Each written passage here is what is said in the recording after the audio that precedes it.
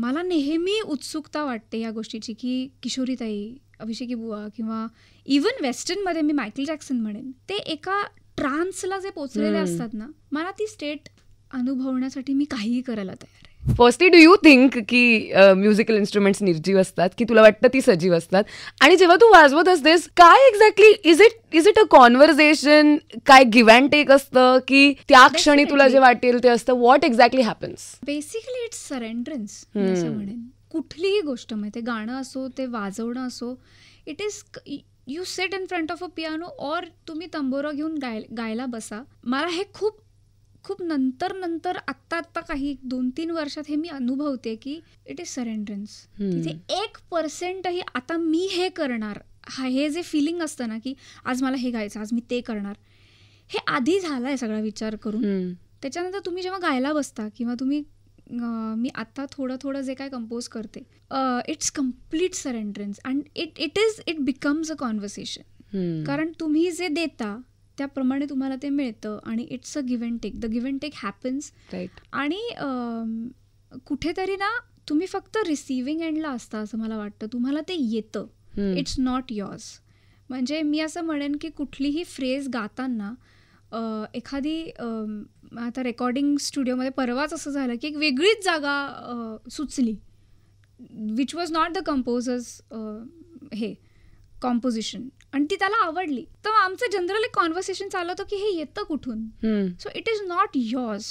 That's the time I think देव तुम्हाला म्हणतो की हे मी तुला देतोय, हे घे, but you should be worthy of it. हे घे आणि हे डिलिव्हर कर. फॉर दॅट आय थिंक रियाज is important. So you just have to be the receiver असं मला वाटतं. आणि आय एम एक्सपिरियन्सिंग इट. अजून मला एक्सपिरियन्स करायचं आहे. मला नेहमी उत्सुकता वाटते या गोष्टीची की किशोरीताई, अभिषेकी बुवा किंवा इवन वेस्टर्नमध्ये मी मायकल जॅक्सन म्हणेन, ते एका ट्रान्सला जे पोचलेले असतात ना, मला ती स्टेट अनुभवण्यासाठी मी काहीही करायला तयार आहे. I can imagine.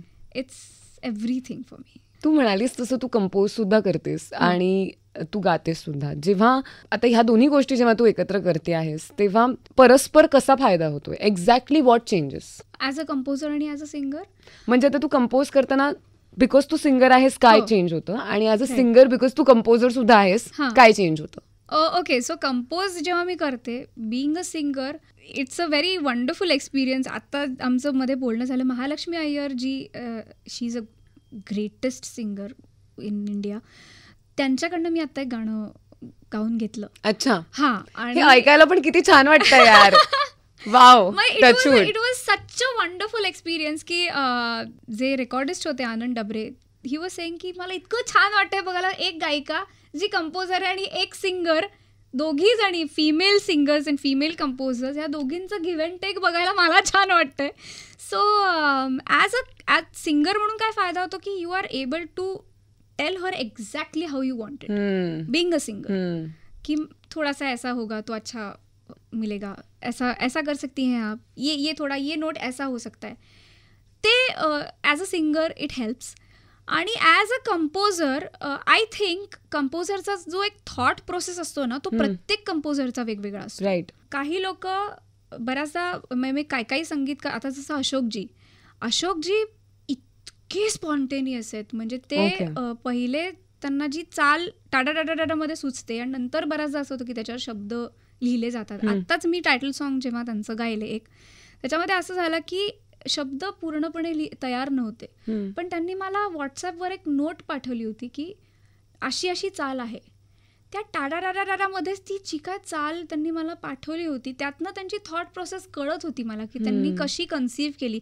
आणि I think being a composer, studying other composers is something I like. Okay. म्हणजे मला पर्सनली शोपॅन, वेस्टर्नमधला जो कंपोजर आहे शोपॅन आवडतो, मला चायकॉव्स्की आवडतो, क्लॉड डेब्युसी आवडतो. मला वेस्टर्न क्लासिकल म्युझिक, जसं आपलं इंडियन क्लासिकल मला आवडतं तसं मला वेस्टर्न क्लासिकल आवडतं. दोन्हीतलं क्लासिकल फार प्रेम आहे माझं.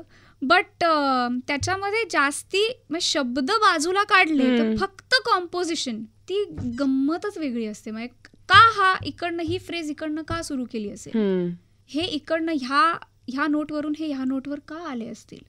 I want to know that why behind it. Right. आणि तो I think it helps you while singing.